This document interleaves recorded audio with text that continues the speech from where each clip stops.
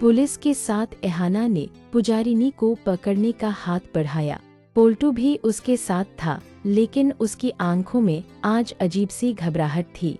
घर की छोटी बहू के इस रोमांचक मोड़ पर कहानी ने ऐसा पलटा खाया जिसकी किसी ने कल्पना तक नहीं की थी। जिस पुजारिनी को सब अब तक मासूम और भोली समझते रहे थे, वही आज सबके सामने अपने असली चेहरे के साथ खड़ी थी। पुजारिनी अब भी ओढ़े बैठी थी मासूमियत का मुखौटा, लेकिन उसकी आंखें, उन आंखों में अब डर नहीं, गुस्सा और चालाकी झलक रही थी। रात का सन्नाटा और गहरा हो गया। घर के हर कोने में बेचैनी फैल चुकी थी। तभी पुलिस अफसर ने कड़क आवाज में कहा, अब और नाटक नहीं, हमें सब पता है। इतना सुनते ही पुजारिनी हंस पड़ी। वो हंसी इतनी डरावनी थी कि एहाना के रोंगटे खड़े हो गए, और तभी उसने वो राज उगल दिया जिसे सुनकर पोल्टू के पैरों तले जमीन खिसक गई। क्योंकि इस साजिश में पुजारिनी अकेली नहीं थी। उसका सबसे बड़ा सहारा वही था जिस पर घर में सबसे ज्यादा भरोसा किया जाता था। शुरुआत में पोल्टू सब कुछ समझता था, लेकिन आज पुजारिनी के हाथ में बंदूक देखकर वो अंदर से पूरी तरह टूट चुका था। अब उसे साफ समझ आ गया था कि जिस औरत को उसने अपनी पत्नी मानकर घर लाया था, वो कोई साधारण लड़की नहीं, बल्कि एक खतरनाक साया थी जो प्यार का नकाब पहनकर उसकी जिंदगी में दाखिल हुई थी। डर के मारे पोल्टू के हाथ पांव ठंडे पड़ चुके थे। उसके कानों में सिर्फ अपनी पुरानी पत्नी पारो की आवाज गूंज रही थी। वही पारो जिसे उसने पुजारिनी के चक्कर में ठुकरा दिया था, अपमानित किया था और अकेला छोड़ दिया था। अब पछतावे की आग में जलता हुआ पोल्टू अपनी जान बचाने के लिए चुपके से पारो के पास जा खड़ा हुआ। लेकिन तभी पुजारिनी की नजर उस पर पड़ गई। उसकी आंखों में एक अजीब सी चमक थी, होठों पर ठंडी मुस्कान और बंदूक की नली सीधी पोल्टू की तरफ। अब भागने का समय खत्म। उसकी आवाज में जहर घुला हुआ था। घर में सन्नाटा चीख बन गया। एक पल की देरी और किसी की जिंदगी खत्म हो सकती थी। पछतावे के आंसू उसकी आंखों से बह रहे थे। कांपते हाथों से उसने पारो का हाथ थाम लिया और गिड़गिड़ाते हुए बोला, पारो, मुझे माफ कर दो, आज मेरी जान सच में खतरे में है। पुजारिनी कोई साधारण औरत नहीं है, वो मुझे मार डालेगी। पारो की आंखें भर आईं। वो स्वभाव से बहुत भोली और दयालु थी। पोल्टू की हालत देखकर उसका दिल पिघल गया। तभी पोल्टू ने मन ही मन एक फैसला कर लिया। अगर वो आज जिंदा बच गया तो अपनी पूरी जिंदगी पारो के साथ ही बिताएगा और पुजारिनी से सारे रिश्ते तोड़ लेगा। लेकिन ठीक उसी पल पारो ने धीरे से अपना हाथ पोल्टू के हाथ से छुड़ा लिया। उसकी आंखों में अब मासूमियत नहीं थी, बल्कि एक ठंडा आत्मविश्वास था। वो हल्की मुस्कान के साथ बोली, बहुत देर कर दी पोल्टू। पोल्टू सन्न रह गया। ये क्या कह रही हो पारो? तभी पर्दे के पीछे से पुजारिनी निकल आई। उसने बंदूक नीचे कर दी और पारो की तरफ देखकर सिर हिलाया। सच सामने आ चुका था। पारो और पुजारिनी एक दूसरे को पहले से जानती थी। ये सब कोई अचानक नहीं था, बल्कि पोल्टू की बेवफाई की सजा देने की एक सोची समझी चाल थी। इधर एहाना, इधर और अर्जुन, सबकी योजना कुछ और ही थी। लेकिन असली खेल तो इन दोनों औरतों ने खेल दिया था। पुजारिनी बोली, प्यार में धोखा देने वालों को मारना जरूरी नहीं होता, उन्हें जिंदा छोड़कर पछतावे में जलाना ज्यादा सख्त सजा होती है। पुलिस दरवाजा तोड़कर अंदर घुस चुकी थी, लेकिन खेल खत्म हो चुका था। पोल्टू जिंदा था, मगर अब वो अकेला था। बिना प्यार, बिना इज्जत और बिना सहारे एहाना को शुरू से ही पुजारिनी पर शक था। उसकी हर बात, हर नजर एहाना को कुछ न कुछ गलत लगती थी। इसीलिए उसने अर्जुन को साफ समझा दिया था, पुलिस की मदद के बिना हम इस मुसीबत से बाहर नहीं निकल पाएंगे।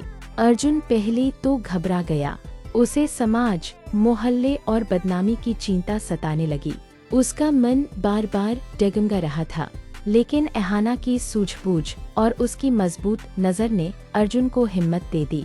एहाना जानती थी अगर आज चुप रहे तो कल बहुत देर हो जाएगी। दोनों रात के अंधेरे में चुपचाप पुलिस स्टेशन पहुंचे। दिल जोर जोर से धड़क रहा था, हर आहट डर पैदा कर रही थी। वहां इंस्पेक्टर अरोड़ा किसी जरूरी मीटिंग में व्यस्त थे। समय कम था और खतरा बहुत बड़ा। तभी एहाना ने एक ऐसा कदम उठाया जिसकी उम्मीद किसी को नहीं थी। उसने इंस्पेक्टर के सामने वो सबूत रख दिया जो सीधे पुजारिनी को बेनकाब कर सकता था। इंस्पेक्टर अरोड़ा की आंखें सख्त हो गईं। मीटिंग वहीं खत्म कर दी गई। उन्होंने सिर्फ इतना कहा, अगर ये सच है तो आज रात ही खेल खत्म होगा।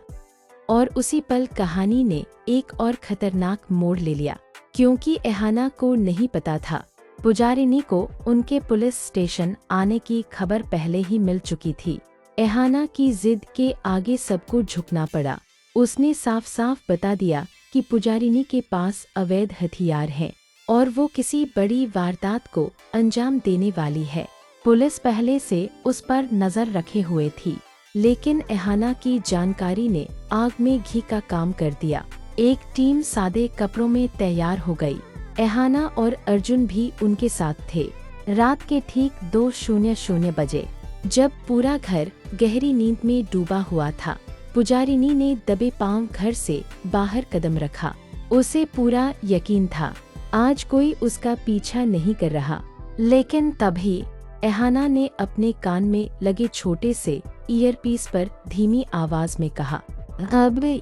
अचानक गली की लाइट जल उठी। चारों तरफ से पुलिस ने घेराबंदी कर ली। पुजारिनी मुस्कुरा दी। वो बिल्कुल नहीं घबराई। और फिर उसने जो कहा उससे एहाना और अर्जुन दोनों सन्न रह गए। मुझे पकड़ने आए हो तो पहले ये बताओ, तुम्हें किसने बताया कि मैं आज बाहर निकलूंगी? अगले ही पल उसकी नजर सीधे अर्जुन पर जाकर ठहर गई। एहाना का दिल जोर से धड़क उठा। तभी इंस्पेक्टर अरोड़ा के फोन पर एक मैसेज आया, प्लान लीक हो चुका है। सच सामने आ चुका था। उसे जरा भी अंदाजा नहीं था कि आज उसके पैरों के नीचे की जमीन खिसकने वाली है। पुजारिनी चुपचाप पिछले दरवाजे से निकली और सुनसान गली की तरफ तेज कदमों से बढ़ने लगी। रात की खामोशी डरावनी हो चुकी थी। सिर्फ उसके कदमों की आवाज और तेज होती सांसें। एहाना, अर्जुन और पुलिस की टीम बिना हेडलाइट जलाए उसका पीछा कर रही थी। हर कोई सांस रोककर चल रहा था। पुजारिनी बार बार पीछे मुड़कर देख रही थी, जैसे उसे एहसास हो गया हो कि कोई उसकी परछाई बन चुका है। उसकी चाल में अब घबराहट नहीं, बल्कि एक अजीब सी जल्दी थी, मानो वो किसी से मिलने जा रही हो या किसी को चेतावनी देने। कुछ ही देर में वो एक पुरानी जर्जर इमारत के पास आकर रुक गई। वहां पहले से ही एक काली गाड़ी खड़ी थी, इंजन चालू, शीशे काले। एहाना का दिल जोर से धड़क उठा। ये सब अचानक नहीं था, यहाँ कोई उसका इंतजार कर रहा था। तभी पुजारिनी ने मोबाइल निकाला और धीमी आवाज में कहा, मैं पहुंच गई हूँ, देर हो गई, लेकिन अब शुरू करते हैं। ये सुनते ही एहाना सन्न रह गई। हम कौन? और तभी काली गाड़ी का दरवाजा खुला, लेकिन जो बाहर निकला उसे देखकर एहाना और पुलिस सबके होश उड़ गए, क्योंकि वो शख्स किसी और का नहीं बल्कि उसी केस से जुड़ा हुआ था जिस पर किसी को शक तक नहीं था। अब कहानी उस मोड़ पर थी जहां हर भरोसा टूटने वाला था और सबसे बड़ा सच अभी सामने आना बाकी था। अगर आपको यह कहानी पसंद आई हो तो कमेंट सेक्शन में अपनी राय जरूर बताइए। और हाँ, एक लाइक करना मत भूलिए, क्योंकि आपका एक लाइक हमें ऐसी ही और कहानियाँ लाने की प्रेरणा देता है। साथ ही चैनल को सब्सक्राइब जरूर करें ताकि कोई भी नई कहानी आपसे छूट न जाए।